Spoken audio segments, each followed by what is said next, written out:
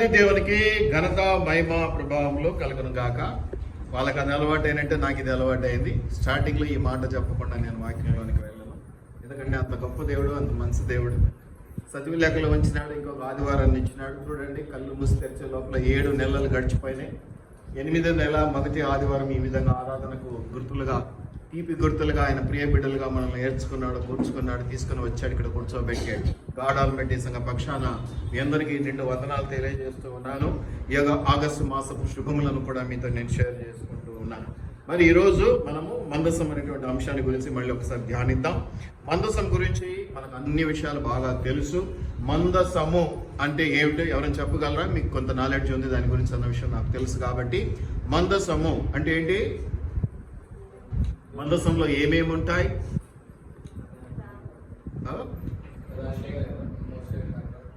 10 ఆజ్ఞలు రాయబడ్డేటువంటి రాతి పలకలు. ఓకే, 10 ఆజ్ఞలు రాయబడ్డేటువంటి రాతి పలకలు.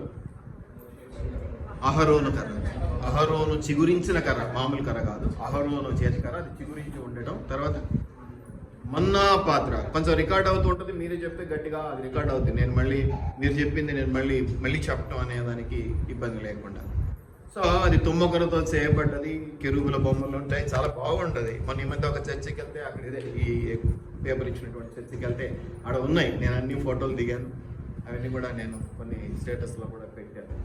దేవునికి మహిమ కలుగును గాక. మందసము అంటే చాలా గొప్ప విషయం, ఎందుకంటే మందసం గురించి మనం అనేక సార్లు వాక్యంలో చెప్పుకున్నాం. మందసము అంటే ఈ విధంగా 3 ప్రత్యేకమైనటువంటి విషయాలు దాంట్లో ఉన్నాయి. ఆ 3 కూడా ప్రత్యేకమైనటువంటి. అహరోను చేతికర చిగురించినది అంటే అది చాలా గొప్ప విషయం.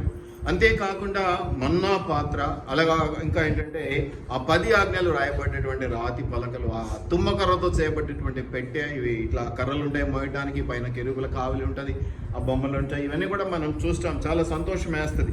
యాక్చువల్గా దానికి సంబంధించి సహజమైనటువంటి ఒక ఆలోచన ఏంటి? అది మందసం ఉంటే దేవుడు ఉన్నట్టే, దేవుని సన్నిధి కలిగి, దేవుని ప్రభావం కలిగిన, అది నిజం, అందులో అనుమానం ఏం లేదు. మందసము అనగానే ఇక అంటే మన ఆత్మీయ భావన ఎలా అయిపోతుంది అంటే దేవుడు, కరెక్టేనా? మందసం అంటే దేవుడు అన్నట్టుగా మనం భావిస్తూ ఉంటాం. మంచిది. మందసం యొక్క ప్రభావాల గురించి కూడా మనం చాలా విన్నాం, చూస్తున్నాం. అనేకమైనటువంటి సందర్భాల్లో వాక్యంలో మనం వాటిని గురించినటువంటి అంశాలను జ్ఞాపకం చేసుకుంటూ ఉంటాం. ముఖ్యంగా 2వ సమూయేలులో మనము 6వ అధ్యాయంలో మనం చూడవచ్చు. 2వ సమూయేలు గ్రంథంలో, సమూయేలు రాసినటువంటి 2వ సమూయేలు అనకూడదు, సమూయేలు ఒకడే. సమూయేలు రాసినటువంటి 2వ గ్రంథం. సో సమూయేలు రాసినటువంటి 2వ గ్రంథము 6వ అధ్యాయము మీరు గమనించినట్లయితే, తర్వాత దావీదు ఇజ్రాయేలీలలో 30,000 మంది శూరులను కూర్చుకొని బయలుదేరి కెరూబుల మధ్య నివసించు సైన్యములకు అధిపతి యెహోవాను తన నామము పెట్టబడిన. ఎందుకు మనం ఆ మందసాన్ని దేవుడు అంటున్నాము అంటే దాని పేరే దేవుడు కదా. కొంతమంది భక్తి ఎక్కువైపోయి పిల్లలకు పెడుతుంటారు యేసు అని. యేసు అని పెట్టినప్పటి నుంచి వాడు ఏం కలిసి పని చేసినా కొట్టలేరు, తిట్టలేరు పాపం. ఎందుకంటే యేసయ్య ఒరే అని కూడా అనలేరు. మామూలుగా పిల్లలు మనం ఎరా అంటాం కదా. ఇప్పుడు యేసును అని పేరు పెట్టుకుని ఎరా అంటామా? కొంతమంది తాతల పేర్లు అవి పెట్టి కూడా కొంచెం సెంటిమెంట్ ఫీల్ అవుతుంటారు. చాలా సెంటిమెంట్ ఉంటుంది. మా తాత పేరు పెట్టుకున్నామండి మేము, ఎరా గిరా అని కూడా అనలేమండి అంటూ ఉంటారు. సరే, అది లోక తీరు, అది వేరు, వదిలేస్తాం. కానీ ఇక్కడ మందసము అంటే మందసానికి ఒక పేరు ఉంది. మీకు ఇంతవరకు తెలియదేమో. మందసం అనే పిలుస్తున్నారు. యాక్చువల్గా మందసానికి ఒక పేరు ఉంది. ఆ పేరు ఏమిటయా అంటే ఇక్కడ చాలా స్పష్టంగా సైన్యములకు అధిపతి యెహోవా అని కూడా కాకుండా దానికి కొంచెం కలిపాడు. కెరూబుల మధ్య నివాసం. కెరూబులు ఎందుకు పెట్టాడు అంటే ఆ మందసం మీద బొమ్మలు, కెరూబుల కావలి అట్లా వచ్చినట్టుగా ఉంటాయి. మీరు మందసం బొమ్మలు చూసింటారు ఇంటర్నెట్లో కూడా. ఈ కెరూబులు అని ఎందుకు పెట్టాడు? అది ఈ పేరుంది కాబట్టి. శాంతమ్మ అంటే మన జీవితంలో శాంతి ఉండదు, మన జీవితాల్లో ఇవే చూస్తుంటాం. కానీ ఆ రోజుల్లో అది కాదు. ఏ పేరు పెడితే దానికి సంబంధించిన అర్థం ఉండింది. దాంట్లో ప్రతిదానికి అర్థం ఉంది, ప్రతిదానికి అర్థం ఉండదు. ఇప్పుడు కెరూబులు అంటే ఏంటట? మధ్య నివసించు సైన్యములకు అధిపతి అను నామము, అను పేరు, మందసం పేరు. మందసం అందామా? లేదా పూర్తిగా కెరూబుల మధ్య నివసించు సైన్యములకు అధిపత్యకు యెహోవా అను నామం పెట్టబడిన మందసం అందామా? ఇప్పటి నుంచి. ఇంతకుముందు తెలియలేదు, ఇప్పుడు తెలిసింది కదా. కాబట్టి ఇప్పుడు మందసం అనేద్దామా? మందసం అంటే యాక్చువల్గా ఏంటో తెలుసా? పెట్టే. కానీ ఆ పెట్టే దాంట్లో ఉన్నటువంటి పదార్థములు లేదా అంశములు ప్రత్యేకమైనవి కాబట్టి ఒక ప్రత్యేకమైనటువంటి స్థితి కలిగి ఉన్నది. విలువ వచ్చేసింది దానికి కదా, విలువ వచ్చేసింది ఈ మూడు ఉన్నందుకు. అయితే దానికంటే ఎక్కువగా దానికి పెట్టబడ్డ పేరుని బట్టి ఎక్కువ విలువ వచ్చిండొచ్చు నేను అనుకుంటున్నాను. ఎందుకంటే ఆ పేరు దేవుని పేరు అయిపోయా. ఈ దేవుని పేరు పెట్టబడిన తర్వాత దాన్ని ఇది పుస్తకం, దేవుని పేరు పెట్టబడిందంటే ఇది పుస్తకం అంటే నేను ఇట్లా వేస్తాను, దేవుని పేరు పెట్టబడిందంటే ఇటు అనుకొని ఇట్లా సహజమైపోయింది కదా. దేవుని పేరు అది కూడా ఇట్లా కెరూబుల మధ్య నివసించుచున్న సైన్యములకు అధిపతి యెహోవా అను నామము పెట్టబడిన ఆ పేరు లేదా దాంట్లో ఉన్నటువంటి ఆ శక్తి కలిగినటువంటి ఆ మూడు వస్తువులు లేదా ఇంకా దానికి ఏదైనా దేవుని కృప కలిగినటువంటి పరిస్థితులను చూస్తే ఎంత అద్భుతమైనటువంటి శక్తి అనే రోజులు మనకందరికీ తెలుసు. ప్రభావము అంతే కదా. యేసు ప్రభు రోడ్డు మీద వెళ్తూ ఉన్నప్పుడు 12 సంవత్సరాల నుంచి రక్తస్రావం కలిగినటువంటి స్త్రీ అలా తెలియకుండానే భయపడుతూనే ముట్టుకుంది. దేవుడు ఏమన్నాడు? ఎవరో ముట్టుకున్నారు అని ఊరికే వదిలేయకుండా ఏమని, నాకు తెలుసు, నాకు అర్థమైంది, ఏమని, నాలో నుండి ప్రభావం. అంటే ప్రభావము కలిగినటువంటి పరిస్థితుల్లో మనం బ్రతకాల. క్రైస్తవులు అంటే సభ జీవితాలు కూడా నాలో ప్రభావం కనిపించాలి. ప్రభావం కనిపించాలంటే యేసు ప్రభు లాగా నేను అన్ని వేసుకొని తిరగాలంటే నా వల్ల కూడా కాదు, నేను మామూలు మనిషిని. కానీ నాలో ఆత్మస్వభావం కనిపించాలి. ఆత్మస్వభావం ఆత్మ ప్రభావం రెండు నాలో కనిపిస్తున్నారు. ఒక అర్థంలో చూసుకున్నట్టున్నారు. సరే, అంశం ఏదైనప్పటికీ కూడా ఈ మందసములో ఆ ప్రభావం ఉన్నది అనేది నేను మళ్ళీ మీకు వాక్య రూపంగా కూడా చూపిస్తాను. అయితే ఆ ప్రభావం ఉన్నది అనే దానికి ఉదాహరణగా ఇక్కడ మీరు ఇవన్నీ చాలా పెద్ద అంశం ఈరోజు మనమైతే బల్ల కూడా ఉంటుంది కాబట్టి త్వరగా ముగించుకోవాలి కాబట్టి టూకీగానే చెప్తాను, ఒక స్టోరీ లాగానే నేను మీకు చెప్తాను. మీరు ఇక్కడ గమనించినట్లయితే ఈ యొక్క మందసము విషయంలో దావీదు ఎక్కడి నుంచో అది తీసుకొని వెళ్తూ ఉన్నాడు. ఎక్కడి నుంచి ఏంటి అనేది మళ్ళీ చివరికి వచ్చేసరికి మీకు అన్ని ఎక్స్ప్లెయిన్ చేస్తాను. తీసుకొని వెళ్ళేటప్పుడు అది బండి మీద ఏదో కొత్త బండి ఎట్లు అవన్నీ మీరు చూసుకోండి, చదవండి. అది జారి పడబోతే ఉజ్జా అనేటువంటి పేరు ఇదే అధ్యాయంలో మీరు 11వ వచనంలో చూడగలుగుతారు. 11వ వచనం కాదు, పైన ఇంకా ముందుగా ఏమంటాడు? యెహోవా ఉజ్జాకు ప్రాణోపప్రదం కలగజేయగా దావీదు వ్యాకులపడి ఆ స్థలమునకు పెరెస్ ఉజ్జా అని పేరు పెట్టెను. ఏమంట? ఎందుకట్లా? మీరు గమనిస్తే 7వ వచనంలో యెహోవా కోపము ఉజ్జా మీద రగులుకున్నది. ఎందుకు రగులుకున్నది? ఆ పెట్టె జారి పడబోతూ ఉంటే ఈయన తెలిసి తెలియక వెంట నడుస్తున్నాడు కాబట్టి గబక్కిన చేయడం పెట్టాడు. అయ్యో దేవుని మందసం కదా పడిపోద్ది అనేసి. దేవుడు ఒప్పుకోవాలా, నీకు తగినది చెప్పిందే చేయరా నాయన, ఎక్స్ట్రా చేయక అన్నట్టు అయిపోయింది. అక్కడ ఏమైపోయింది? ఉజ్జా మీద కోపం రగులుకోవడంతో అక్కడే పడి చచ్చిపోయింది. సరే, అంటే దానిలో ఉన్నటువంటి ప్రభావం గురించి చెప్తున్నాను అంతే. ఆ మందసము లేదా ఆ పెట్టె ఆ దేవుని నామాన్ని కలిగి ఉన్నటువంటి పెట్టె, చాలా శక్తివంతమైనటువంటి పెట్టె. దాంట్లో 3 అద్భుతమైనటువంటి వస్తువులు ఉన్నాయి. ఆ ప్రభావం వల్ల ఆషామాషిగా తీసుకునేటువంటి పెట్టె కాదది, అదైతే వాస్తవము.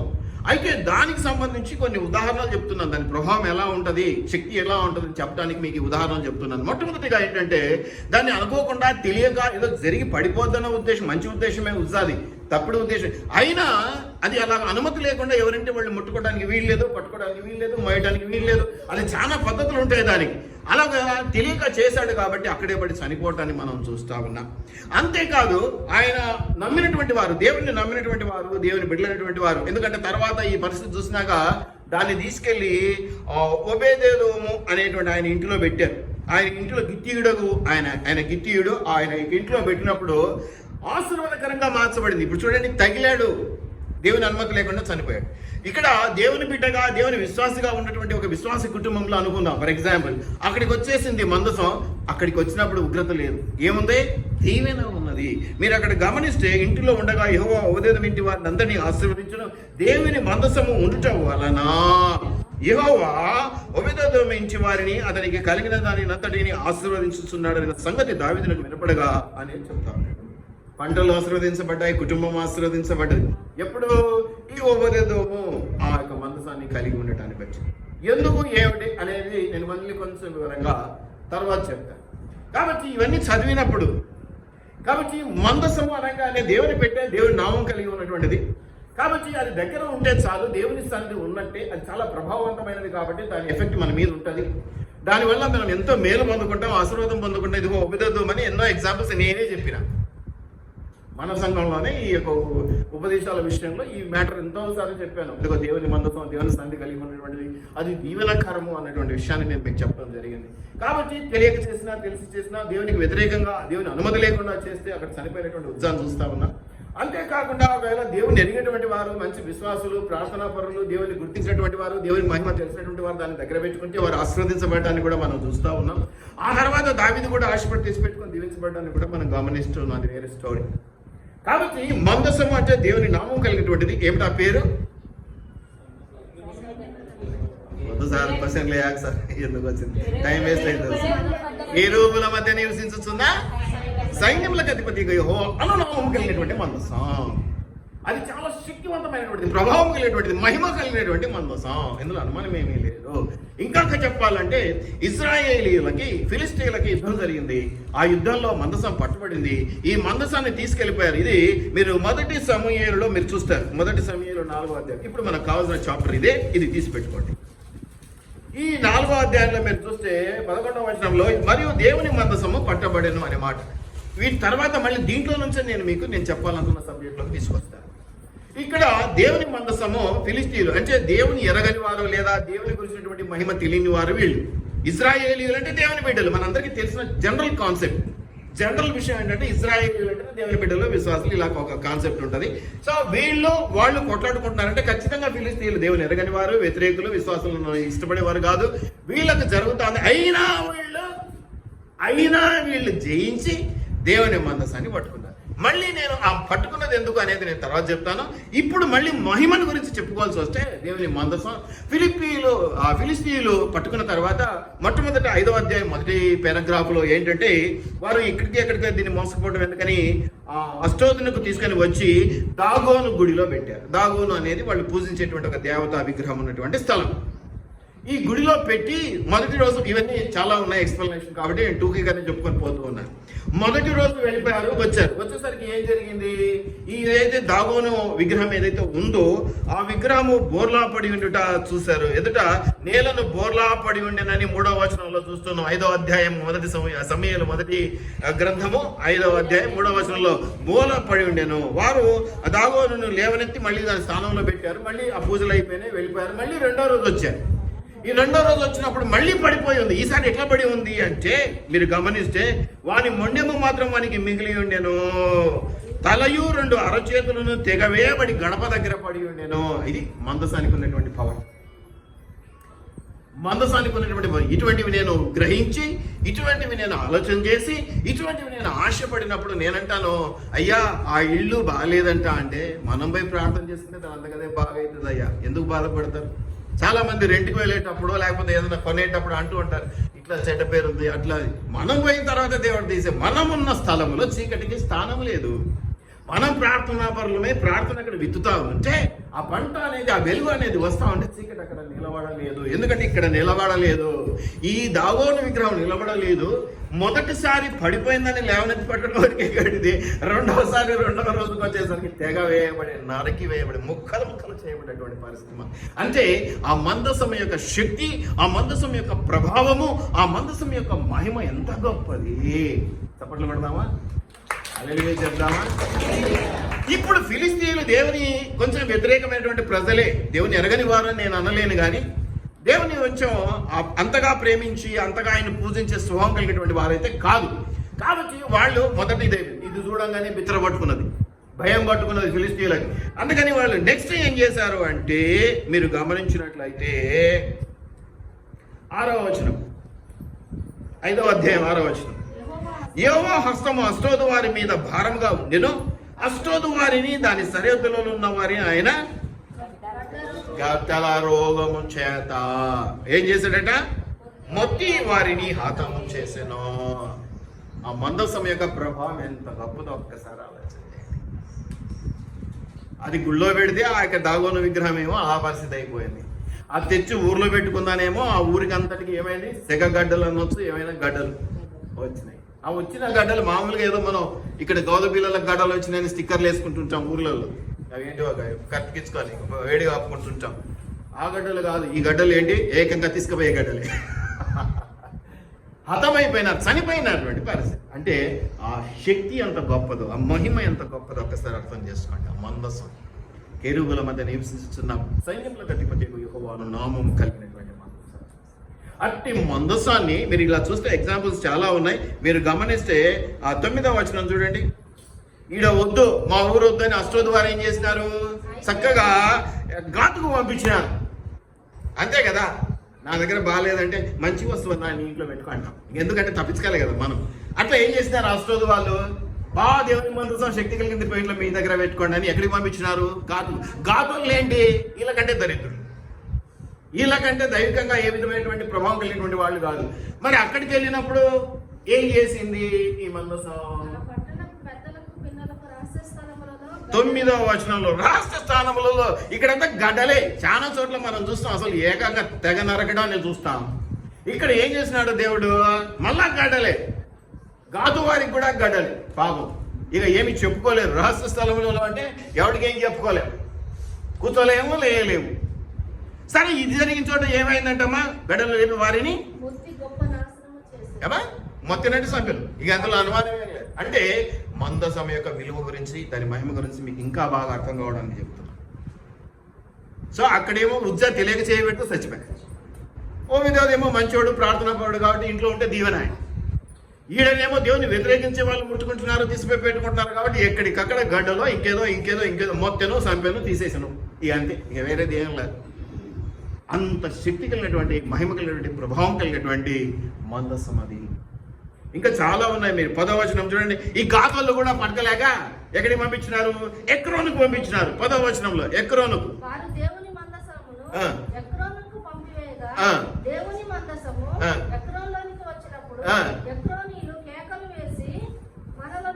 మొత్తం ఊరు బయటకు వచ్చి కర్రలు పట్టుకొని అడ్డుగా నిలబడి మాకు వద్దు తండ్రో. సాహుభయం మహాప్రభావం కలిగినటువంటి ఆ యొక్క మందసము కనీసం ఊర్లోకి లోపలికి కూడా రానియడానికి వాళ్ళకు మనసు ఏంటంటారంటే ధర్నాలు చేసేసినారు. ఏమని? వద్దు మా ఊర్లోకి, మాకు వద్దు. ఇది ఎవరన్నా దేవుని సన్నిధికి వెళ్ళినటువంటి దాన్ని రావాలంటే ఆస్వాదిస్తారు, ఆశీర్వాదం అని రమ్మంటారు, కూర్చోబెట్టుకుంటారు. ఇప్పుడు అందరూ అదే కదా. రోడ్డు మీద పోయే పాస్టర్ కూడా కనిపించినాడంటే వచ్చి కూర్చొని ప్రార్థన చేయపో అంటాం కదా మనం. ఎవరు ఏ కదా మనకు అవసరం లేదు. తెలియనివన్నీ పాలు. దయచేసి జ్ఞాపకం పెట్టుకోనండి. ఎక్రోను వారు ఏం చేసినారు? వ్యతిరేకించినారు. సావు భయం వారిని వెన్నంటి ఉంది కాబట్టి చాలా ఇబ్బంది పడడాన్ని మనం చూస్తూ ఉన్నాము.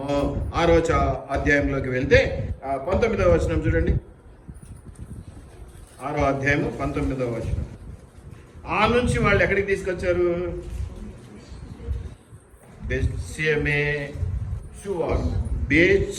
బెత్షెమెషు వారు ఆ ప్రాంతానికి తీసుకొచ్చారు, బెత్షెమెషు ప్రాంతానికి. అక్కడ వాళ్ళు సరైన పెట్టుకున్నారు. ఎక్రోన్ నుంచి వాళ్ళు వచ్చేసారు. అక్కడ దాకా తీసుకొచ్చి వాళ్ళు వెళ్ళిపోయారు.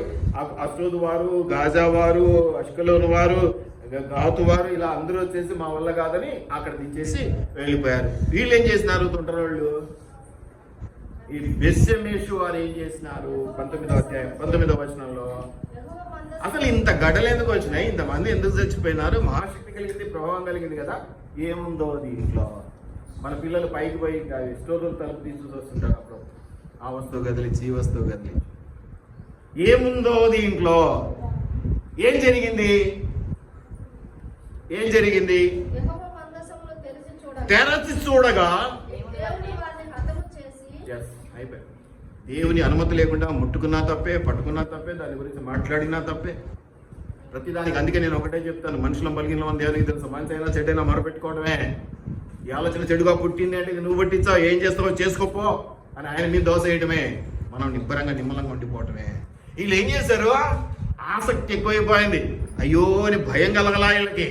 అబ్బో ఇంతమంది చచ్చిపోయినారంట, ఆ ఊర్లోకి పోతే ఇంతమంది పోయినారంట, ఈ ఊర్లోకి పోతే అనేటువంటి భయం లేదు. వీళ్ళు ఏం చేసినారంట? తెరచి చూద్దాం అనుకున్నారు. ఈ తెరచి చూసినందున అబ్బా ఎంత ఆసక్తిరా నా మీద మీకని దేవుడు సంతోషపడి చాక్లెట్ ఇచ్చినాడు. ఏమిచ్చినాడు? ఎంతమంది ఏముంది చూడమ్మా. అమ్మా ఆ గడ్డల దగ్గర ఏమీ లేదు, ఈ క్రోనులో ఏమీ లేదు.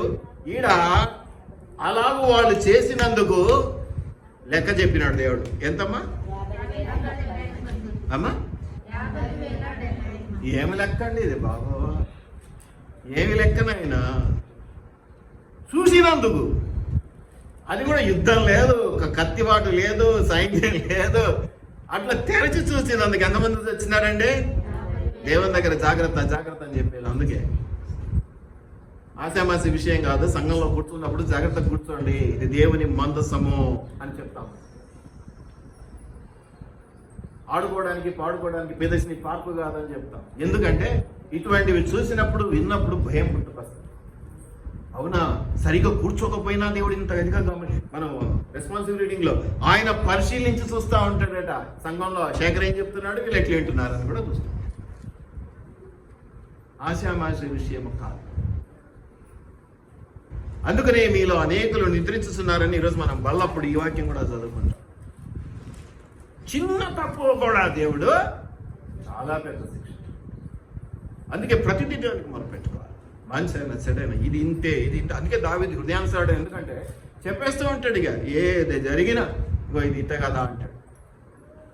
చూసినందుకు 50,070 మంది చనిపోవటాన్ని మనము చూస్తాం. తర్వాత 7వ అధ్యాయంలో మీరు చూస్తే, తర్వాత చూద్దాం దాని కథ. ఆ నుంచి ఇంకొక దగ్గరికి పంపించడాన్ని మనం చూస్తూ ఉన్నాం. సో ఇక్కడితో మనము ఆ మందసం యొక్క ప్రభావం ఏంటో, శక్తి ఏంటో, మహిమ ఏంటో మీకు అర్థమై ఉంటుందని నేను అనుకుంటున్నాను. ఇన్నికంటే ఇంకా ఎగ్జాంపుల్స్ చాలా ఉన్నాయి, కానీ సమయం సరిపోదు మనకి. అది ఎంత శక్తితో నింపబడ్డది, దాని మహిమ ప్రభావం ఎంత గొప్పవి. తెలియక ముట్టుకున్నా చనిపోయినటువంటి వారు ఆయన దీవెనకరంగా తీసుకొని ఆహ్వానించి ప్రభువా అని మొరపెట్టుకుంటే దీవించబడేటువంటి కుటుంబము మనకు ఎగ్జాంపుల్లో కనిపిస్తుంది.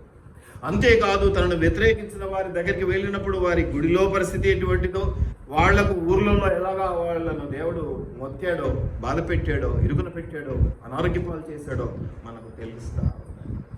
దేవుని మందస్సము కెరూబుల మధ్య నివసించు సైన్యములకు అధిపత్యము యెహోవా అను నామము కలిగిన మందసము. అట్టి మందసము శక్తి గొప్పది, మహిమ గొప్పది, ప్రభావం గొప్పది. ఇశ్రాయేలీయులు ధన్యులు. ఎందుకు? దేవుడు వారికి ఇచ్చాడు. మనం ధన్యులు ఎందుకు? మన విశ్వాసం దేవుడు అలాగా ఇచ్చి దీవెనకరంగా మనకు కూడా. ఇప్పుడు మందసం పెట్టి ఇక్కడ లేకపోతే ఫిజికల్గా అది ఎక్కడుందో మనకు తెలుసు. అయితే మనం దేవుని సన్నిధి కలిగి ఉన్న అదే మనకు మందసం అని మనం అనుకుంటూ ఉంటాం. సరే, ఇప్పుడు 4వ అధ్యాయానికి వెళ్దాం. సమూయేలు రాసిన మొదటి గ్రంథంలో 4వ అధ్యాయంలో. సో ఇప్పుడు ఎవరన్నా మందసం అంటే ఏంటి? దేవుడు. అంతేనా?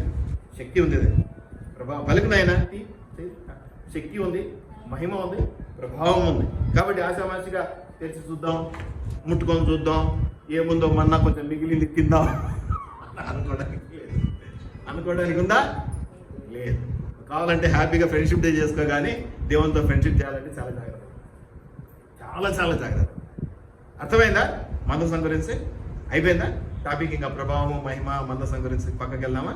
ఇప్పుడు 4వ అధ్యాయము సమూయేలు మొదటి గ్రంథంలో ఇక్కడి నుంచి అసలు మొదలైంది. ఏంటి? ఇశ్రాయేలీయులు ఫిలిస్తీన్తో యుద్ధం చేయుటకై బయలుదేరి ఎబెనేజరులో దిగగా ఫిలిస్తీన్లు అఫెక్లో దిగిరే. ఇద్దరు ఒకసారి దిగితే యుద్ధమే కదా. అందుకని యుద్ధానికి ముందు ఆయన వచ్చి ఆడ నిలబడతాడు, ఈయన వచ్చి ఈయన నిలబడతాడు, చూసుకుంటారు అన్నమాట. తర్వాత డేట్ ఫిక్స్ చేసుకొని, టైం ఫిక్స్ చేసుకొని యుద్ధం మొదలు పెట్టేస్తారు కదా. ఇశ్రాయేలీయులకి ఫిలిస్తీయులకి యుద్ధం మొదలవుతా ఉంది. వాళ్ళు వచ్చి ఎక్కడ దిగారు? ఇశ్రాయేలీయులు ఎబెనేజర్లో దిగినారు. ఫిలిస్తీయులు ఎక్కడ దిగినారు? అఫెక్లో దిగినారు. ఫిలిస్తీయులు ఇశ్రాయేలీయుల మీద తమను యుద్ధ పంక్తులుగా తీర్చగనగా. ఏమిటంటమ్మా? ఫిలిస్తీయులు ఎందుకు తెలుసా? వాళ్ళు చాలా టెక్నికల్ నాలెడ్జ్ కలిగినటువంటి ఫిలిస్తీ, చాలా యుద్ధానుభవం కలిగినటువంటి వాడు. చాలా ఐటమ్స్ అంటే ఈ కత్తులు, డాగులు ఇవన్నీ కూడా చాలా ఎక్కువ ఉంటాయి వాళ్ళ దగ్గర. ఎందుకంటే మీరు దావీదు గొలియాత్ కథ మీరు తెలిసే ఉంటారు కదా. కాబట్టి వాళ్ళు ఆషామాషి యుద్ధ సైన్యం కాదు. వామ్మో, చాలా కష్టం ఫిలిస్తీన్లతో పెట్టుకోవటం అన్నది. చాలా యుద్ధ నైపుణ్యం కలిగినటువంటి వారు, చాలా జ్ఞానం ఉంటుంది. ఇట్లా పెట్టి కొడితే వాడు వెళ్ళిపోయేంత జ్ఞానం వాళ్ళకి ఎక్కువ ఉంటుంది. అంతేకాదు గొలియాతును గుర్తు చేసుకుంటే వాళ్ళు మహా ఆజానుబాహులు చాలా ఎక్కువ. గుడుగుడు అంటే 6 అడుగులు 7 అడుగులు 10 అడుగులు, ఇక చెప్పలేం, వాళ్ళు చూస్తేనే భయం అవుతుంది టైప్లో ఉంటుంది కదా. వాళ్ళు యుద్ధ పంక్తులుగా తీర్చబడ్డారు. ఇప్పుడు ఇజ్రాయేలీలకు ఏమవుతుంది? సహజంగా ఏం కావాలి? అంతే కదా, స్తుతి ఆరాధన అయిపోగానే అందరూ పైకి వెళ్ళంటే మనం కూడా పైకి వెళ్ళిపోతాం. యుద్ధ వాతావరణం కాలిపోతుంది. అంతే, ఏమి లేదు, వాళ్ళని చూస్తేనే భయం. మరి అటువంటి పరిస్థితుల్లో ఇజ్రాయేలీలు ఏం చేశారంటే, మీరు తీర్చుకొనగా వారు యుద్ధంలో కలిసినప్పుడు ఇజ్రాయేలీలు ఫిలిష్తీయుల ఎదుట అమ్మా గట్టిగా ఓడిపోయినారు. దేవుని బిడ్డలు అన్యుల చేతిలో ఓడిపోయినారు. ఓడిపోవడం కూడా ఎట్లాగా? ఓడిపోయి చదువు పెట్టా ఎవరన్నా గట్టిగా. యుద్ధ భూమిలోనే ఎక్కువ తక్కువ 4,000 మంది ఆయన చచ్చిపోయినారు. ఇంకా కొంచెం అటు ఇటు అయిన వాళ్ళు ఇంటికి వచ్చి కాలు చేతులు ఇరిగి పన్నుల కథ మనకు తెలియదు. అక్కడికక్కడే శవాలను లెక్కేస్తే 4,000 మంది. ఎక్కువ తక్కువగా ఇజ్రాయేలీలు ఎవరు? దావీదు విషయాన్ని జ్ఞాపకం చేసుకుంటాం మనం ఎప్పుడు సంతోషంగా. కాబట్టి వీళ్ళంతా దేవుని బిడ్డలు కదా. గులకరాలతో అవన్నీ చూసినప్పుడు మన పౌరుషం, మన బలం ఇటు అనిపిస్తుంది కదా. కానీ ఏం జరిగింది? సావు తప్పి కన్ను సావు తప్పి వీళ్ళేమో దేవుని బిడ్డలు, వీళ్ళెళ్ళి వాళ్ళతో యుద్ధం చేస్తా ఉన్నారు. వాళ్ళు వీళ్ళు కలుసుకున్నారు, బాగానే ఉంది. సావు తప్పి కన్నులట్టుపై పారిపోయినారు. మొత్తం ఎంతమంది చచ్చిపోయినారండి? ఎవరండి? దేవుని బిడ్డలు. దయచేసి జ్ఞాపకం పెట్టి, నువ్వు దేవుని బిడ్డవే, కానీ నీకు ఉండవలసిన లక్షణం నీకు ఉండాలి. ఏమిటో లక్షణం ఇప్పుడు వెళ్దాం. మీరు 4,000 మంది చనిపోయి తర్వాత ఏమిటమ్మా? తిరిగి పరిగెత్తుకుంటే ఊర్లోకి వచ్చేసినారు. వద్దునైనా ఏదో గ్రౌండ్లో పెట్టుకున్నారు యుద్ధం. ఇక్కడ ఏదో మున్సిపల్ గ్రౌండ్లో కదా యుద్ధం పెట్టుకున్నారు. ఆడ 4,000 మంది చచ్చేసరికి పోని పరిగెత్తుకుంటే ఊర్లోకి వచ్చేసి టక్ అయిపోయింది. ఏమన్నారమ్మా? ఇజ్రాయేలీలు పెద్దలు, ఇజ్రాయేలీలు ఉంటారు కదా, వీళ్ళంతా పైన పెద్దలు, దానికి పోవాలంటే ఇట్లా పోరా అట్లా పోరా అని అనుభవంతో చెప్పేటువంటి పెద్దలు ఉన్నారు కదా. వీళ్ళు ఏం చెప్పినారు? యెహోవా నేడు మనలను ఫిలిష్తీయుల ముందర ఎందుకు ఓడించను ప్రశ్నించుకోవాలి. ఇప్పుడు మనకు కూడా ఎవరైనా ఓడిపోయినారు అనుకో ఎలక్షన్స్లో, మేము అనలైజ్ చేసుకుంటున్నాము, తర్వాత అప్పుడు ఎవరు పలకరు, మేము మా కారణాలు ఉన్నాయి, మేము వాటిని అనలైజ్ చేసుకొని నెక్స్ట్ టైం మేము వాటిని బెటర్మెంట్ చేసుకొని ముందుకు వస్తాం అంటారు. మళ్ళీ గెలవడానికి పొలిటీషియన్స్ అలాగే. ఇక్కడ పెద్దల దగ్గరికి రాగానే పెద్దలు మొదలు పెట్టారు. ఏమని? ఎందుకు జరిగింది ఇది? మనం దేవుని పిల్లలము, మనం ఓడిపోవడం ఏంటి? ఓడిపోవడం కాదు, ఇది ఏంద్రా బాబు, 4,000 మంది చచ్చిపోయినారు. దేవుని బిడ్డలమని మీసాలు తిప్పడానికి లేదు, దేవుని బిడ్డలమని గర్వపడడానికి లేదు, నాకు బైబిల్ తెలుసు నేను బోధించగలని చెప్పడానికి లేదు. ఎదిగిన కొద్ది ఒదిగి ఉండటం, ఎంత ఎత్తుకు ఎదుగుతావు అంతగా తలదించుకోవడం నేర్చుకోవడానికి దేవుడు నిన్ను నన్ను పిలుచుకున్నాడు. మీరు గమనించినట్లయితే ఈ పెద్దలు ఎందుకు అన్న ప్రశ్న వేసుకున్న తర్వాత ఏం తెలిసిందమ్మా వారికి? షిలోహులోనున్న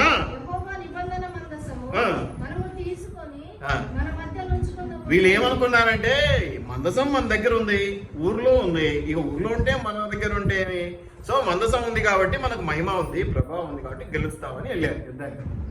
అయితే అక్కడ 4,000 మంది వచ్చేసరికి ఏమన్నారే, మనం ఇంటికాడ పెట్టి వచ్చినాము అని తెచ్చుకుంటే బాగుండురా. ఏంది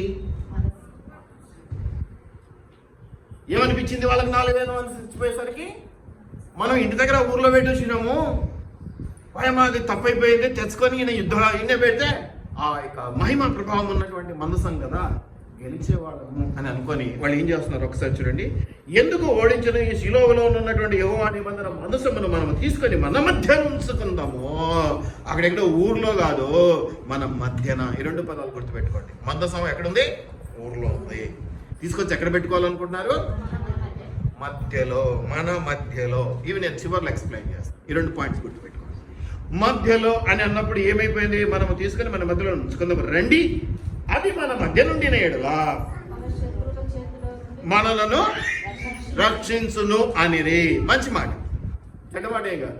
ఊర్లో పెట్టొచ్చినాము, ఆ మందసాన్ని తీసుకొని వచ్చి యుద్ధంలో మన పక్కనే పెట్టుకుంటే మనం గెలుస్తాము అని అనుకున్నారు. అది తప్పుడు మాట ఏం కాదు. అయితే మీరు గమనిస్తే నేను గడగడ చదువుతాను. తెప్పించుని ఏలి యొక్క ఇద్దరు కుమారులు అయినటువంటి హోబీను ఫీనెహాసును అక్కడనే దేవుని నిబంధన మందసం ఉండిరి. యెహోవా నిబంధన మందసం దండులోనికి రాగా ఇశ్రాయేలులందరూ భూమి ప్రతిధ్వనించినంత గొప్ప కేకలు వేసిరి. తెచ్చుకొని వాళ్ళు ఏం చేసినారు, ఇంకా అయిపోయింది మందసం ఊర్లో కాకుండా ఇప్పుడు మన మధ్యలోనే ఉంది, మన కాన్నే ఉంది, ఇక మనకు అపజయమే లేదని గొప్ప సంతోషంతో ఏం చేసినారు, వాళ్ళు మంచి కేకలు వేసినారు, ఆర్భాటం చేసినారు. ఆ తర్వాత ఏమైంది, ఫిలిష్తీయులు ఆ కేకలు విని హెబ్రీయుల దండులో ఈ గొప్ప కేకల ధ్వని ఏమని అడిగి యెహోవా నిబంధన మందసము దండులోనికి వచ్చిందని తెలుసుకొని అయిపోయింది, వాళ్ళ గాలిపోయి. వాళ్ళు నిజంగా యుద్ధంలో ఆరితేరినటువంటి వాళ్ళే. మొదట్లోనే సావుగొట్టి 4,000 మందిని చంపినారు. ఇప్పుడు ఏమైపోయింది, వాళ్ళు మందసం తెచ్చుకొని ఉత్సాహంతో కేకలు వేస్తున్నారు. ఇశ్రాయేలీలో మందసం వచ్చిందని తెలిసిన తర్వాత ఫిలిష్తీయుల మనోభావాలు లోపల ఏమనుకుంటున్నారు ఒకసారి చూడండి. జడిసి మొట్టమొదటి ఏమైంది, వాళ్ళు జడిసి భయపడి దేవుడు దండులోనికి వచ్చానని అనుకొని ఏమన్నారు, మందసం కాదు దేవుడు వచ్చాను అనుకొని ఏం జరిగిందంట, అయ్యో మనకు శ్రమ, ఇంతకు మునుపు వారి ఇలాగ సంభ్రమింపలేదు. ఎప్పుడు ఊర్లో పెట్టి వచ్చేటోళ్ళు ఇలా తెచ్చుకున్నారు వెనకంబడి, ఇక మన పని అయిపోయింది. మరి నాయనా వాళ్ళు దేవుని తెచ్చుకున్నారా అని ఫిలిష్తీయులు ఒకరితో ఒకరు చెప్పుకుంటున్నారు అన్నమాట. ఇక మనకు శ్రమ, దేవుని తెచ్చుకున్నారు వాళ్ళు. కాదా, అద్భుతం కాదా, మంచి ఆలోచన కదా. నువ్వు నేను ఇలాగే చేస్తూ ఉంటాం శ్రమల్లో, ఇరుకుల్లో, ఇబ్బందులు. ఎందుకనేది నేను చెప్తాను, మీరు గమనిస్తాను. చేతిలో నుండి మనల్ని అయ్యయ్యో మహాశూరుడగో ఈ దేవుని చేతిలో నుండి మనలను ఎవరు విడిపింపగలరు? ఫిలిష్తీయుల ఆలోచనలు చూడండి, అయిపోయింది అనుకుంటున్నారు వాళ్ళ లైఫ్. ఇక ఏమంటున్నారు, ఎవరు అరణ్యమందు అనేకమైన తెగుల చేత ఐగుప్తీయులను హతము చేసిన దేవుడు ఈయనే కదా. ఫిలిష్తీయులారా ధైర్యము తెచ్చుకొని ఓడిపోతాం, దేవుడు వచ్చినాడు వాళ్ళకి, వాళ్ళు తెచ్చుకున్నారు దేవుణ్ణి, మనం ఓడిపోతాం. అయినా యుద్ధ వీరులు ఎవరైనా ఏం చేస్తారో వెనకడుగు వేరు. ఏమంటున్నారు, ధైర్యము తెచ్చుకొని వారు మీకు దాసులైనట్లు, ఇశ్రాయేలీయులు ఓడిపోయి మన చేతికి వచ్చినట్టే అనుకొని యుద్ధం చేద్దాం. వాళ్ళు తిరిగి వారగా, వాళ్ళకి భయం వచ్చేసింది. భయం కాదు, జడిసి వణికిపోతున్నారు. అమ్మో దేవుని తెచ్చుకున్నారు వాళ్ళు అనుకుంటున్నారు. ఇక మనల్ని ఎవరు కాపాడుతున్నాయా, వాళ్ళు ఏమో ఐగుప్తీయుల నుంచి ఎట్లా తీసుకొచ్చినాడో మనకు తెలుసు, అరణ్యంలో ఎట్లా కాపాడినాడో మనకు తెలుసు. ఇక అటువంటి దేవుని వాళ్ళు తెచ్చిపెట్టుకున్నారు, మన చేత కాదు. అయినా ధైర్యం తెచ్చుకొని చూడండి, శత్రువులో కూడా ఎంత బలం ఉంటుందో చూడండి. ఫిలిష్తీయులు దేవునికి వ్యతిరేకమైనటువంటి పరిస్థితుల్లో ఉన్నప్పటికీ కూడా వాళ్ళ మనోధైర్యం చూడండి. వాళ్ళు ఏం తిరిగేదైతే లేదు, భయపడలే. వాళ్ళకి దేవుడు ఉన్నాడు, వాళ్ళ మధ్యకి వచ్చినాడని. ఏం జరిగింది, ఎప్పుడు దాసులు కాకుండా యుద్ధం చేయుడని చెప్పుకోండి. ఫిలిష్తీయులు యుద్ధము చేయగా, 10వ వచనం చూడండి, 4వ అధ్యాయంలో 10వ వచనం, యుద్ధము చేయగా అమ్మా ప్లీజ్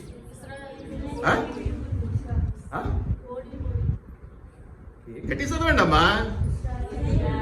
అరే భయ్ ఏంద్రా భయ్ ఇది, అరే నాయన మొదట మందసం లేదు ఇంట్లో ఉంది అందుకని ఓడిపోయినారు, 4,000 మంది చచ్చిపోయినారు.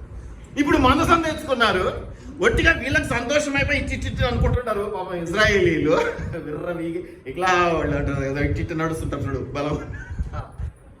వీళ్ళకేమో పాపం బలహీనత ఉంది. ఫిలిష్తీయులు ఏమో జడుచుకునే చేస్తున్నారు, యుద్ధం భయంతోనే చేస్తున్నారు. అయితే వెనకడిగేసి పారిపోలేదు. ఎప్పటికి ఏం జరిగింది, మళ్ళీ ఓడబట్టారు. అదేంది, మనసం ఉందిగా, దేవుని శక్తి ఉంది, ఏముంది, ప్రభావం ఉందిగా. మనసం అంటే అదే కదా. ఉన్నా కూడా ఓడిపోవడం కాదు ఈసారి. చదువురా.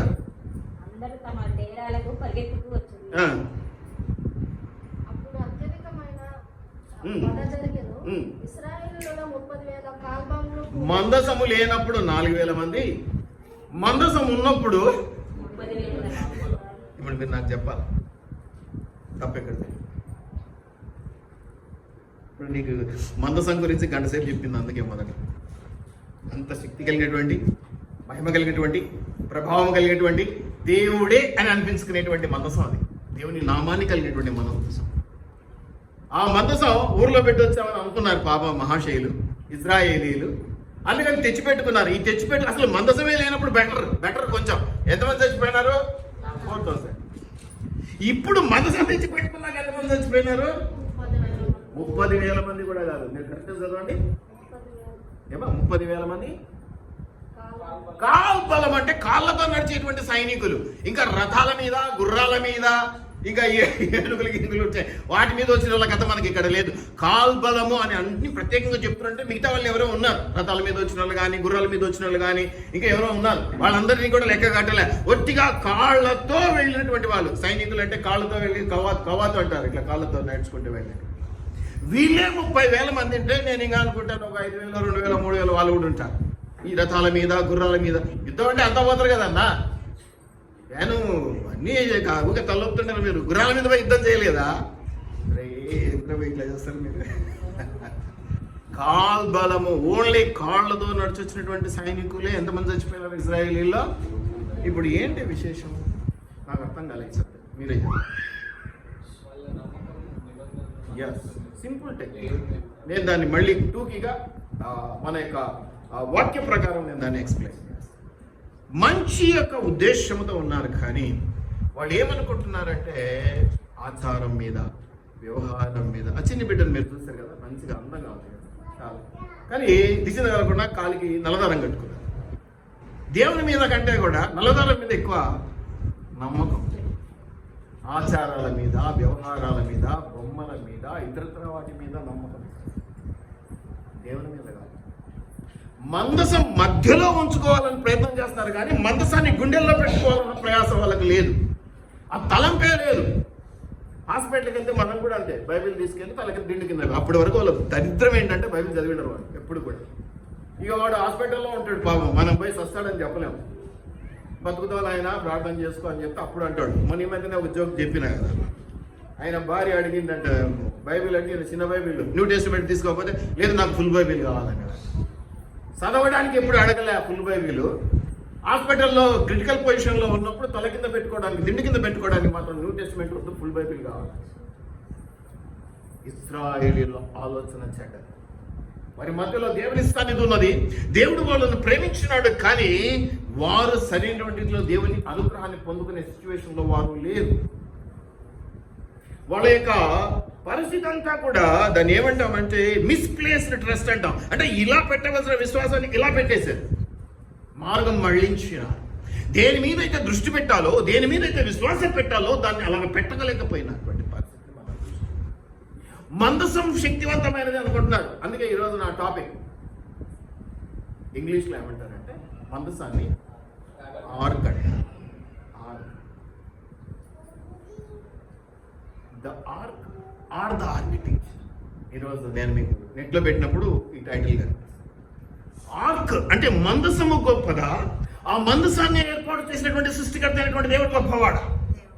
మందసం నీ మధ్యలో ఉన్నప్పుడు అసలైనటువంటి దేవుని నీ హృదయంలో ఉంచుకో. ఉపేదము చేసినది ఏంటంటే మందసము ఉన్నది ఆయన హృదయంలో దేవుడు ఉన్నాడు, అందుకే దీవించబడ్డాడు. హృదయంలో దేవుడు లేకుండా మందసాన్ని తెచ్చిపెట్టుకొని, బైబిల్ తెచ్చిపెట్టుకొని, రకరకాల బైబిల్స్ కొని, నా దగ్గర 10,000 బైబిల్ ఉంది, నా దగ్గర 20,000 బైబిల్ ఉంది, నేను అది కొంటా, ఇది కొంటా, అది పెడతా, ఇది పెడతా కదా. నాకు ఇవి కూడా చాలా ఆశ్చర్యం అనిపిస్తూ ఉంటాయి. గృహప్రవేశాలకు వెళ్తాం, వాళ్ళు పాపం మంచోళ్ళు, వాళ్ళని ఏం అనడానికి లేదు. మన స్నేహితులు, బంధువులు వాళ్ళు ఏదో అయితే బొమ్మ పెట్టుకుంటారు, పటం పెట్టుకుంటారు, పోతారు, అది ఏదో గుట్లో పెడతారు, పూజ చేస్తారు, అయిపోతారు. ఈ మధ్య కాలంలో నేను కొన్ని గృహప్రవేశాలు చూసిన, ఇట్లా పెట్టుకొని పోతున్నారు బైబిల్. ఎక్కడ పోతుంది నీ విశ్వాసం? ఏ పక్కకు పోతుంది? అరే బాబు, ఇది బుక్ ఓన్లీ. అసలు మనం ఎవరిని హృదయంలో పెట్టుకోవాలంటే దీంట్లో వర్ణించబడ్డేటువంటి వాడు, దీంట్లో గొప్పగా మనకు పరిచయం చేయబెట్టేటువంటి దేవుణ్ణి మన హృదయంలో పెట్టుకోవాలి. ఇది నేను చెడ్డది లేకపోతే ఇది చెత్త అని నేను అనడం లేదు, కానీ అసలు దీని ద్వారా మనకు పరిచయమైనటువంటి దేవుణ్ణి పక్కన పెట్టి దీన్ని పట్టుకొని ఇటు అనుకోవడము, ఈ పరిస్థితులు ఏంటి? దేవుని హృదయంలో నింపుకోకుండా మందసాన్ని తీసుకొచ్చి పెట్టుకుంటే ఏంటి యూస్? ఇప్పుడు కళ్ళకు కట్టినట్టుగా ఇక్కడ చిన్నగా మనకు చెప్పబడుతున్నటువంటి అంశం ఏమిటంటే, అసలు మందసం లేనప్పుడే దేవుని కొద్దిగా ఉండింది, పోనీలే పిచ్చోళ్ళు ఇంతే, ఇలా మనసు మారదు. అందుకే కదా నరులు ఎప్పుడు చెడ్డవారే అంటాడు దేవుడు. కానీ కనికరం గలవాడు కాబట్టి 4,000 మంది చనిపోయినారు. ఇప్పుడు వాళ్ళు ఇంకా గొప్పగా ఏం చేసుకొచ్చారు? దేవుని హృదయంలో నింపుకోకుండా మందసం శక్తివంతమైనది, ప్రభావం కలిగింది అని చెప్పి దాన్ని తెచ్చి మధ్యలో పెట్టుకున్నాం. అది కూడా హృదయంలో కాదు, ఎక్కడ మధ్యలో. అందుకే నేను మధ్యలో అనే మాట మళ్ళీ జ్ఞాపకం చేసుకోండి అని చెప్పింది. దేవుని మధ్యలో పెట్టుకుంటే నీకు ఉపయోగం కలదు. నేను ఎప్పుడు కూడా ఒకటే మాట చెప్తా, గుప్పెట్లో కాదు దేవుడు ఉండాల్సింది, గుండెల్లో. దేవుడు ఎప్పుడు గుప్పిట్లో ఉండి ఇదిగో ప్రార్థన చేస్తే నాకు ఆ పని అవుతుంది, ప్రార్థన చేస్తే ఈ పని అవుతుంది. ఓరే బాబు, నువ్వు చేసినా కాదు, ఆహ్వానం చేసినా అవుతుంది నాయన, ఆ చిన్న బుడ్డ పాప చేసినా అవుతుంది రే బాబు. ఒక్కటే తేడా, దేవుని నిండుగా హృదయంలో కలిగి ఉండటం. అలా కలిగి ఉంటే నువ్వు ఏం అడిగినా దేవుడు తన చిత్తం చొప్పున అన్ని ఇచ్చేదానికి సిద్ధపడే ఉంటాడు. ఇక్కడ దేవుని హృదయం నందు కలిగి ఉండక వారి యొక్క విశ్వాసమును రాంగ్ రూట్లోకి డైరెక్షన్ మార్చి తీసుకెళ్లేటువంటి పరిస్థితుల్లో వాళ్ళు ఎక్కువ నష్టాన్ని పొందారు అని మనం చెప్పుకోవచ్చు. ఎక్కువ నష్టాన్ని పొందుకున్నారు. మందసం వచ్చిన తర్వాత 30,000 మంది కాల్బలము చనిపోవటాన్ని మనం చూస్తూ ఉన్నాం. మీరు గమనించండి, మందసము మన మధ్య వండిన ఎడల మన శత్రుల చేతిలో నుండి ఏమనుతామా? మన శత్రుల చేతిలో నుండి మొదటి సమయంలో ఏమని ఉందామా? 4వ అధ్యాయంలో మందసము మన మధ్య ఉండిన ఎడల అది మన మధ్యలో ఉండిన ఎడల అది అంటే మందసమే కాపాడుతుంది అనుకుంటున్నారు. నిజానికి మందసంలోకి ఆ మహిమ రావటానికి, ప్రభావం రావడానికి మూల కారణం ఏంటో తెలుసా? దేవుని సన్నిధి. అసలు ఆ దేవుని సన్నిధి ఉంటే, అంటే మందసం లేకపోయినా అనే మాట నేను ఉపయోగించలేను, ఎందుకంటే అది కూడా శక్తివంతమైనది ప్రభావం. కానీ అది దేవునితో కూడా కలుపుకుంటేనే దాని ఉపయోగం. దాంట్లో ఉన్న మహిమ దేవుని ద్వారా వచ్చింది అయినప్పుడు దేవుడే లేకుండా ఆ మహిమ ఎక్కడ ఉపయోగపడుతుందండి? దేవుడే లేకుండా, దేవుడే నాకు ఒక వరం ఇచ్చాడు, నేను దేవుని పక్కన పెట్టి వరాన్ని ఉపయోగించాలంటే అవుతుందా? ఉపయోగపడుతుంది అది అసలు? దయచేసి జ్ఞాపకం పెట్టుకోండి, మన ట్రస్ట్, మన విశ్వాసము రాంగ్ డైరెక్షన్లోనికి వెళ్ళకూడదు. ఒక వస్తువు సెంటిమెంట్, ఇదిగో మా పాప అంటే నాకు ఇష్టం అండి, ఏ పనికి పోయినా పొద్దునే దాని మొహం చూసిపోతానండి, ఇది వద్దు. ఓకే, క్రైస్తవ జీవితంలో ఈ పనికి రావు. ప్రేమిస్తాం, ఇందులో అనుమానమేం లేదు. దేవుని ప్రేమ నుంచి మనం ఏదో ఒకటి చేయాలని చూస్తూనే ఉంటాం. దయచేసి జ్ఞాపకం పెట్టుకోండి, మందసము చాలా శక్తివంతమైనది, మహాప్రభావం కలిగినటువంటిదే. కానీ ఆ మందసానికి ఆ శక్తి, మహిమ, ప్రభావం రావడానికి కారణమైనటువంటి మూల కారణమైనటువంటి దేవుని మన హృదయం ముందు నిలుపుకోకుండా మందసాన్ని తెచ్చి పెట్టుకోవటం, బైబిల్లో తల కింద పెట్టుకోవటం, లేదా ఇంకేదన్నా చేయటం, కడియాలు పెట్టుకోవటం, లేకపోతే ఇంకేదో దండలు వేసుకోవటం, లేదా ఇంకేదో ఆచారాలు పెట్టుకోవటం, ఏదో వ్యవహారాలు చేయటం, వీటి వల్ల నీకు ఇసుమంత మేలు కూడా జరగదు, ఇంకా ఎక్కువ నష్టం జరిగే అవకాశం ఉందని ఇక్కడ మనం చూసాం. ఇంకా ఎక్కువగా నష్టమే జరిగే అవకాశం ఉందని మనం ఇక్కడ ఇజ్రాయేల్ యుద్ధ విషయంలో మనం గమనిస్తున్నాం. 4,000 మంది ఎక్కడ, 30,000 మంది కాల్బలం అంటే ఎక్కడ? చూడండి, దయచేసి జ్ఞాపకం పెట్టుకోండి. ఆటిపై గుండు కొట్టించుకుంటా, ఈటికి పోయి ఇంకేదో చేస్తా, ఆడ శక్తి ఉంది, మహిమ ఉంది, ప్రభావం ఉంది. ఒరే బాబు, ముందు నీ గుండెల్లో ఏసయ్య ఉంటే అవి పనిచేస్తాయి. ఈ ఏసయ్య లేకుండా నువ్వు ఎక్కడికి వెళ్ళినా దరిద్రమే వస్తుంది. నీ అంటే ఎవరు వస్తారండి? దరిద్రమే వస్తుంది. ఇంకొకటి, ఏసయ్య ఉంటే అన్నీ ఉన్నట్టే, ఏసయ్య లేకపోతే ఎన్ని ఉన్నా ఏమీ లేనట్టే. ఇది మనం చాలా వరకు మనం చెప్పుకుంటున్నాం. ఎంతో శక్తివంతమైనటువంటి ఆ మందస్సము లేనప్పుడు 4,000 మంది, ఉన్నప్పుడు 30,000 మంది కాల్బలం చనిపోయినట్టుగా ఇజ్రాయేలుకి పెద్ద ఏమంటారంటే నడ్డిరిగిందంటావా? మన భాషలో చెప్పుకోవాలంటే బాగా నడ్డిర కొట్టాడు దేవుడు. ఎందుకంటే వారి డైవర్షన్, ల్యాక్ ఆఫ్ రిపెంటెన్స్. ఎందుకంటే అక్కడ సమయంలో అది పిల్లలు ఉన్నారు కదా, వాళ్ళు ఎవరు? ఫీనెహాసు లేదు, వాళ్ళు మహా గొప్ప ప్రబుద్ధులని మనం ఇంతకుముందు కూడా వాక్యంలో చదువుకున్నాం కదా. ఏమంట? దేవుడు ఉడుకుతున్న మాంసం తీసుకోమంటే ఏమన్నారు వాళ్ళు? కుక్కెం గుచ్చి పచ్చి మాంసమే కావాలి. పోయినసారి చెప్పుకోలేదు ఆ వాక్యంలో. మీరు ఏంటి విని ఊరికే ఉంటారు, మీరు చెప్పాలా, ఎంకరేజ్ చేయాలా.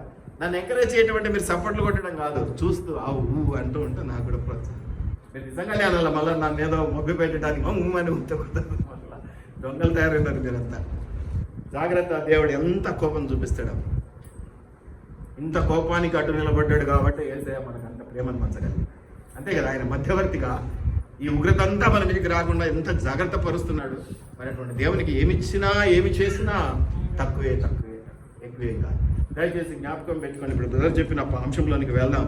మీరు గమనిస్తే ఇంకా చాలా ఉంది, కానీ ఇంకా మనం గమనిస్తే 4వ అధ్యాయంలో చక్కగా దేవుని తర్వాత వాళ్ళు ఓడిపోయి 30,000 మందిని చంపి ఏం చేసినారో మందసం పట్టుకుంది. వాళ్ళు ఏమనుకున్నారంటే శక్తి కలిగింది, మహిమ కలిగింది, అంతే కదా. కొంతమంది చేస్తుంటారు, గ్రీన్ రాయి ఉంగరం మంచిదంట, తెచ్చుకో. ఏం రాళ్లలో ఏముందిరా బాబు, రాళ్లలో ఏముందిరా నాయన, ఏదో పెళ్లి ఉంగరం కాబట్టి పెట్టుకున్నాం, మరి అమ్మగారిని మర్చిపోయినట్టు ఉండకూడదని. కొంతమంది ఇళ్ళకి పోతా అంటే గడప అదేదో పెట్టింటారు, గడపారనో ఏదో, ఏమంటే దురాత్మలు రావండి, ఇనుము పెడతారంట గడప దగ్గర. మనసును పెట్టినా లాభం లేకపోయింది ఆయన, ఏకంగా దేవుణ్ణే పెట్టుకోవాలి. దేర్ ఇస్ నో ఆల్టర్నేటివ్, ఇంకా వేరేది ఏమీ లేదు. నీకు దేవుణ్ణి పెట్టుకోవాలంతే. నీ ఆచారాలు, వ్యవహారాలు ఇవన్నీ దేవుడు పెద్దగా నేను చూసి మిమ్మల్ని ఇబ్బంది పెడతాడని నేను అనుకోను. ఈ పూలు పెట్టుకోవడం, పూలు పెట్టుకోకపోవడం, రంగు చీరలు కట్టుకోవడం, ఇవి కాదు. నీ హృదయము దేవునికి సంపూర్ణంగా సమర్పించినావా లేదా? నిండుగా నీ హృదయంలో ఎవరికి ఇచ్చేస్తాను? ఈవెన్ ఎవరికైనా చెప్తాను నేను, భార్య అయినా భర్త అయినా మొదటి స్థానం దేవునికే, ఆ తర్వాత భర్త భార్యకి ఇవ్వాలి, బాగా తర్వాత పిల్లలు. ఇలాగ మనం స్టెప్ బై స్టెప్ మన హృదయంలో స్థానం ఇచ్చుకుంటూ పోతాం. ఏదైనా మొదటి స్థానం ఎవరిది? అది జరగకుండా మందసం మీద ఆశ పెట్టుకొని, అది లేదు కాబట్టి ఇలా జరిగింది, అది ఉంటే బాగుపడతామని తెచ్చిపెట్టుకొని ఇంకా నష్టపోయారు. ఇప్పుడు నేను బ్రదర్ చెప్పిన అంశంలోకి వెళ్దాం, టైం అవుతుంది కాబట్టి. మీరు గమనించినట్లయితే 7వ అధ్యాయంలో 3వ వచనం చాలా మాటలు ఉన్నాయి. ఈ కాన్సిక్వెన్సెస్ కూడా మీరు పెట్టుకోండి. ముఖ్యంగా 3 రకాలైనటువంటి తప్పులు మనం గమనిస్తాం. ఒకటి ఏంటంటే మిస్ప్లేస్డ్ ట్రస్ట్ అంట, అంటే రాంగ్ రూట్లో వాళ్ళ యొక్క విశ్వాసాన్ని తీసుకెళ్లారు. దేవుని మీద కాకుండా దేవుని మందసం మీద పెట్టడం తప్పనిలే. మొదట దేవుని మీద పెట్టి, ఆ పెట్టిన ఎక్కువలో నుంచి కొంచెం తీసి ఇచ్చావు అంటే అది వేరే విషయం. ఇక మందసమే దేవుడు అనుకొని, మందసం ఉంటేనే గెలుస్తాము, మందసమే మనల్ని గెలిపిస్తుందని నమ్మడం అనేది తప్పు మాట. అది వారి విశ్వాసాన్ని రాంగ్ రూట్లో పెట్టడం వల్ల వాళ్ళు నష్టపోయారు. ఇది మొదటిది. రెండవది పాపము, మారు మనస్సు లేదు, పాపక్షమాపణ లేదు. ఎందుకంటే అక్కడ ఫినెహాసు వీళ్ళని చూస్తున్నాం, దేవుని బిడ్డలైనటువంటి వాళ్ళే కూడా ఎటువంటి వాళ్ళు అక్కడే నిలబడి వాళ్ళు నడిపించడం అనేది కూడా దేవునికి ఇష్టమై ఉండదు. ఆ విధంగా వాళ్ళు పాపక్షమాపణ పొందుకోలేకపోయారు, పాపములోనే ఉండిపోయారు. కాబట్టి ల్యాక్ ఆఫ్ రిపెంటెన్స్, అంటే మారు మనసు అనే ఆలోచన వారికి లేకపోయింది. కాబట్టి ఇది రెండవ మాట. మూడవ మాట ఏంటంటే దేవుడు సర్వశక్తిమంతుడు, సర్వోన్నతుడు,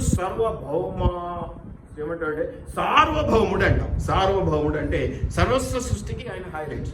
ఈ మందసాలు ఇవన్నీ తర్వాత స్టెప్ బై స్టెప్. మందసం అంటే మనుషులు, పవిత్రం, పరిశుద్ధం, అంతవరకే. దేవుని పక్కన పెట్టి మందసం కోరుకోవడం కాదు. మందసము దేవుడు 2 కావాలనుకున్నా తప్పలేదు. లేదా మందసం లేకపోయినా దేవుడు, నా వరకైతే నేనే ఓకే మందసం కూడా కావాలి. కానీ ఒకవేళ ఎనీ సర్కమ్స్టెన్సెస్ మందసం లేదనుకో, నాకు నువ్వే ఉండు నాయన పక్కన, ఇంకా ఎందుకు ఊరికే అంట. కారణం ఏంటంటే మెయిన్ ఆయన లేకుండా ఏది జరగదు.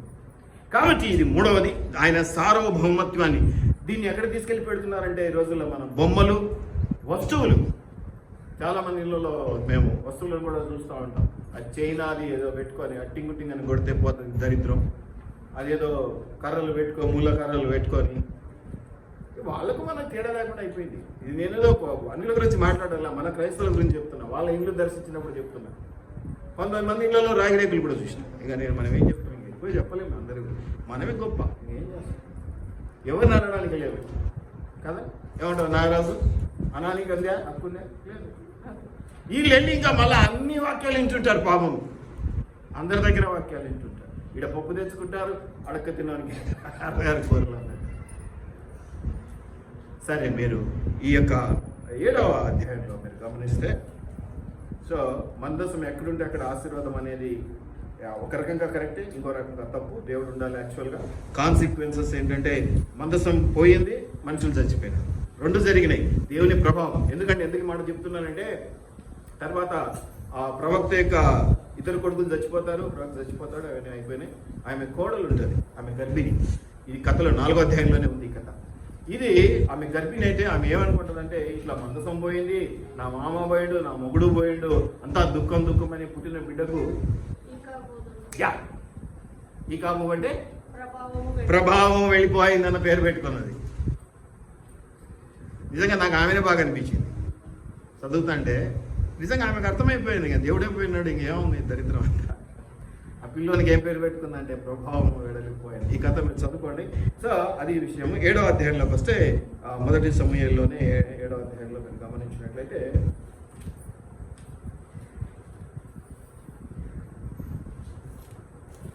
చక్కటి మాటలు ఉన్నాయి. మీరు 7వ అధ్యాయంలో అంతటా మొదటి వచనం, కిర్యత్యారీము వారు వచ్చి యెహోవా మందసమును తీసుకొని పోయి కొండ యందుండే అబినాదాబు ఇంట చేర్చి దానిని కాపాడుటకే అతని కుమారుడైన ఎలియాజరును ప్రతిష్ఠించింది. ఆ మందసము కిర్యత్యారీములో నుండిన కాలము 20 సంవత్సరములు ఆయన 20 years అక్కడ మిగిలిపోయింది. ఆ నుంచి ఫిలిస్తీన్ల నుంచి అట్ట పోయి యాడికి పోయింది, ఈడికి పోయింది.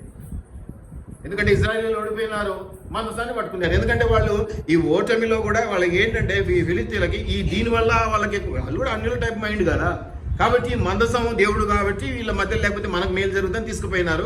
దేవుడు ఒక్కొక్క స్టేజ్ మొదట పోయి ఒక గుళ్ళో పెట్టారు, దాగుని గుడి, అది జరిగిపోయింది. ఒక ఊర్లో పెట్టారు, గడ్డలు వచ్చినాయి. రెండో ఊర్లో పెట్టారు, గడ్డలు వచ్చినాయి. ఇక మూడో దగ్గరికి పోతే వాడు ఇట్లా తెలిసి చచ్చిపోయినారు 50,000 70 మంది. ఈ పరిస్థితులంతా ఎందుకని మళ్ళీ ఏం చేస్తారు, వాళ్ళు మెల్లగా ఇజ్రాయేల్ ప్రాంతంలోకి తీసుకొచ్చి వదిలిపెట్టేసారు. ఈ కిర్యత్యారీమోవారు అనే దానికి వచ్చేసరికి బార్డర్స్, ఇజ్రాయేల్ బార్డర్స్లోకి వచ్చేసింది. మళ్ళీ ఇది ఎవరు సాధించలే, ఇది వాళ్ళే ఇక తట్టుకలేక వాళ్ళు ఉంచుకునే కొద్దీ చచ్చిపోతా అంటే ఏం చేస్తారు, ఇక వద్దు మాకు అని పంపించేస్తారు. బాగానే ఉంది. అక్కడ ఎన్ని రోజులు ఉంది ఇది, 20 సంవత్సరాలు. ఆ తర్వాత మీరు గమనిస్తే ఆ 10వ వచనం,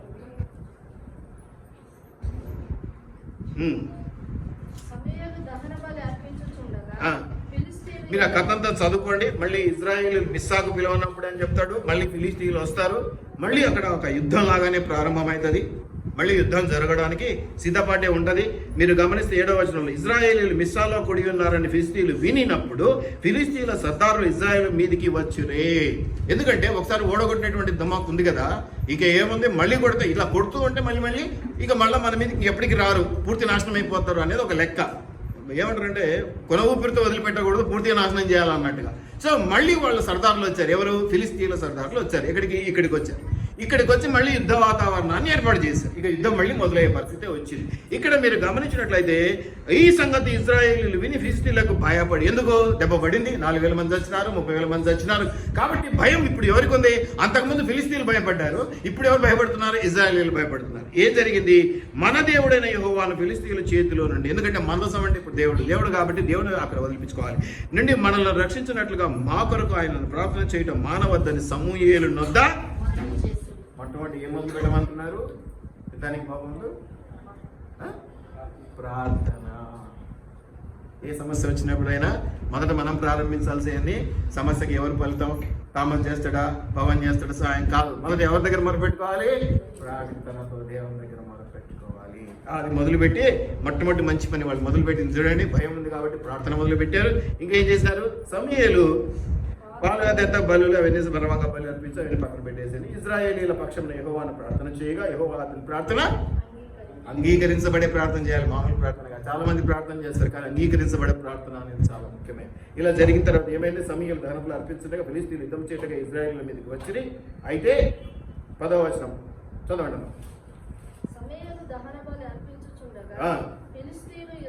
ఫిలిస్తీన్లు యుద్ధము చేయటకై ఇజ్రాయేలీల మీదకి వచ్చి. అయితే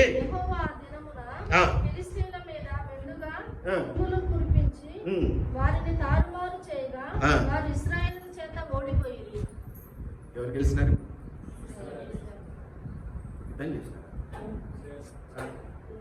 ఎవరు చేసినారా ఆయన పక్షాన్ని యుద్ధం, ఎందుకు చేసినాడు?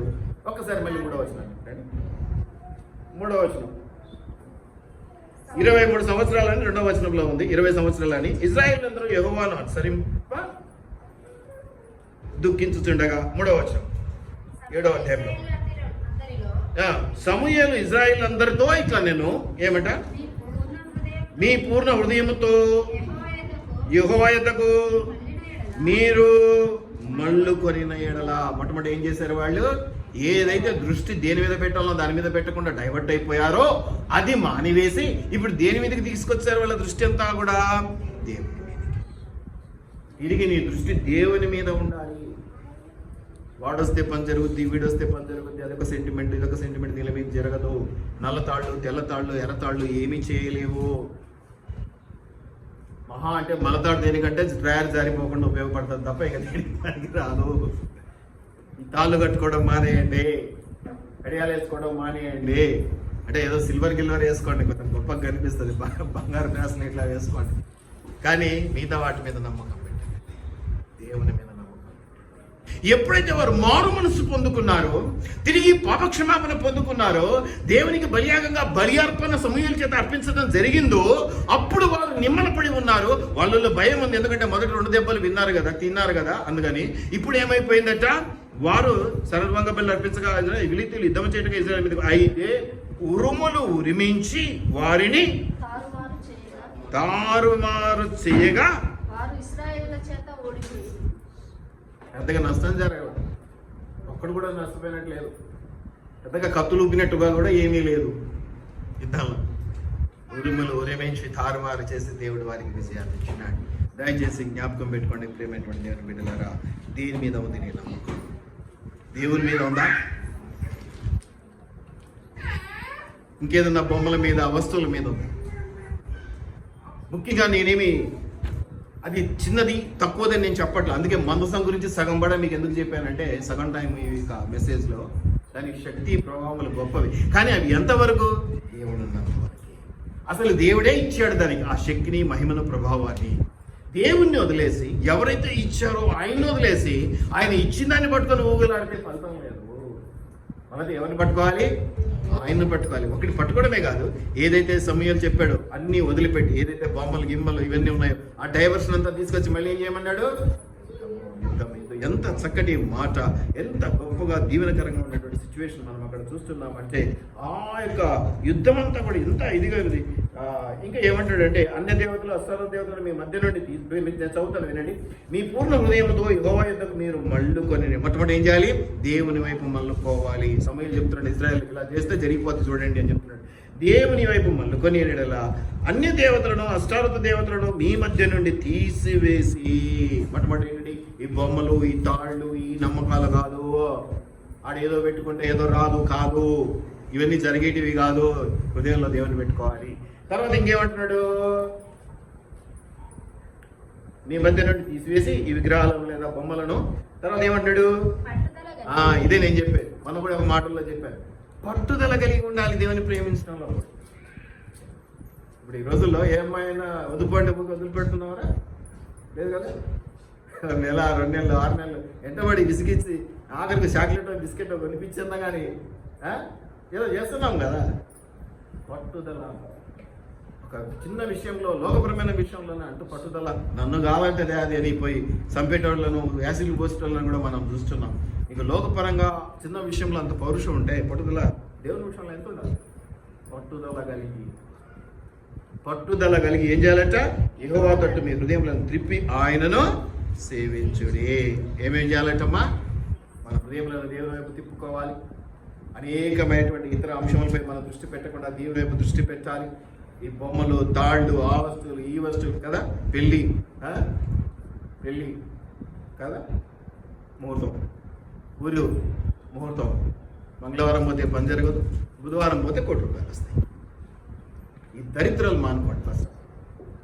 మంచి రోజు చూసి చెప్పండి అన్నారంటే ఇంక అంతే మీ కదా. మా పాసల కథ చూసి చెప్తుంటాం, వాళ్ళు కూడా పంచాంగం చూసినట్టు చూస్తుంటారు. ఏముండదు దీంట్లో, ఇటు చూసి బుధవారం పెట్టుకోపో అంటారు. ఏం లేదు, బుధవారం ఆయన ఖాళీగా ఉంటాడు. విషయం ఏంటంటే పాస్టర్ గారు ఖాళీగా ఉంటారు.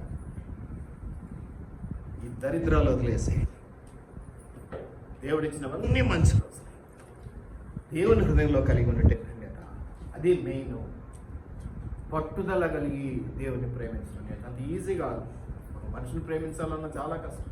అటువంటిది దేవుడినే ప్రేమలో పెట్టి ఆ ప్రేమలో బుట్టలో వేసుకొని దేవుడిని మన హృదయంలో నింపుకోవడం అంటే చాలా పెద్ద పని. అంత ఈజీ కాదు. కానీ దాన్ని పట్టు విడవద్దు. ఇలా చేసినట్లయితే, ఇదిగో మొదటిసారి మందసం లేకుండా 4,000 మంది చచ్చిపోయినారు.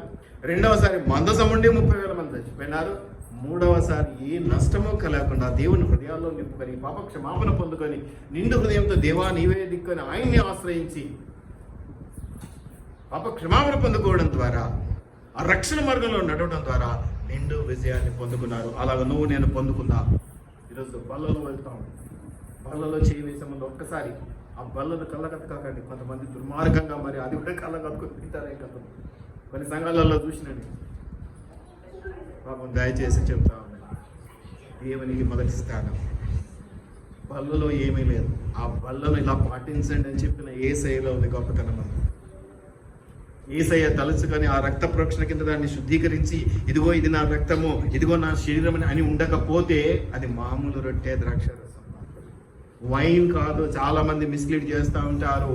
వైన్, ఇది ఇక్కడ ఇంకో మాట చెప్తున్నాను, వైన్ వైన్ వైన్ అని. దయచేసి ఆ వైన్ అనే పదానికి 2 రకాలు ఉన్నాయండి. VINE wine, WINE wine. ఈ 2 మనం పలికేటప్పుడు వైన్ అంటాం కాబట్టి పాపం అన్నిలకు తెలియట్లా. ఇది మనం తీసుకునేది VINE వైన్ అంటే ద్రాక్షారసం. ద్రాక్ష తోటలో ద్రాక్షలను త్రొక్కి తీసినటువంటి ద్రాక్షారసం మాత్రమే. ఇట్స్ నాట్ వైన్ అంటే WINI. ఈ WINE వైన్ అంటే అది అది మీకు తెలుసు, బార్ అంటే బార్ వైన్, ఇక్కడ రకరకాల వైన్స్ దొరుకును, అది కాదండి. దయచేసి వైన్ అనగానే పలికేది ఒకటే కాబట్టి కొన్ని పదాలు ఉంటాయి. పీస్ అని, మనం స్పెల్లింగ్లు వేరే ఉంటాయి, అది గమనించుకోవాలి. పీస్ అంటే ముక్క, పీస్ అంటే శాంతి, పలికేదేమో 2 ఒకటే, కానీ స్పెల్లింగ్లు వేరే ఉంటాయి. ఇది గమనించుకుందాం దయచేసి. ఈ యొక్క దేవుని యొక్క రక్తము, దేవుని యొక్క శరీరం అని పిలువబడుతున్న వీటిని హృదయంలో దేవుని నింపుకొని తీసుకున్నాం. ఆచార వ్యవహారంగా చేయకండి. ఈరోజు బల్ల క్రైస్తవులు ఉంటారు పాపం, మొదటి ఆదివారం రొట్టె ద్రాక్షరసం తింటే కడుపు నిండుతుందని వచ్చినారేమో. లేనే లేదు. హృదయంలో దేవుని నింపుకుంటేనే కడుపు నిండుతుంది. దేవుని కడుపు నింపుకోవాలంటే దేవుని మనం హృదయంలో ఉంచుకోవాలి. దయచేసి ప్రార్థన చేసుకోండి. ప్రభువా, నీకు వందనాలు, నీ కృపను బట్టి నీకు వందనాలు చెల్లిస్తూ ఉన్నాం. ఇదిగో నా రాజా, రక్షక, మందసము మంచిదే, గొప్పదే, ప్రభావం కలిగిందే, కానీ నిన్ను కలిగి ఉండగా మందసాన్ని కలిగి ఉండడం వల్ల పెద్ద ఉపయోగం లేదు నాయన. నిన్ను కలిగి ఉండేలా మాకు చక్కటి తర్ఫీదు నిమ్మని, నీ ద్వారా మేము మేలులు పొందుకునేలా, మా హృదయంలో నిండుగా నేను నింపుకునేలా సహాయం చేయమని, పట్టుదల కలిగి ప్రేమించినట్టు నేర్చుకునేలా కృపదాయి చేయమని నజరుడైన యేసు నామములో అడిగి వేడుకొని ప్రార్థిస్తూ ఉన్నాం మా పరలోకపు తండ్రి. ఆమేన్.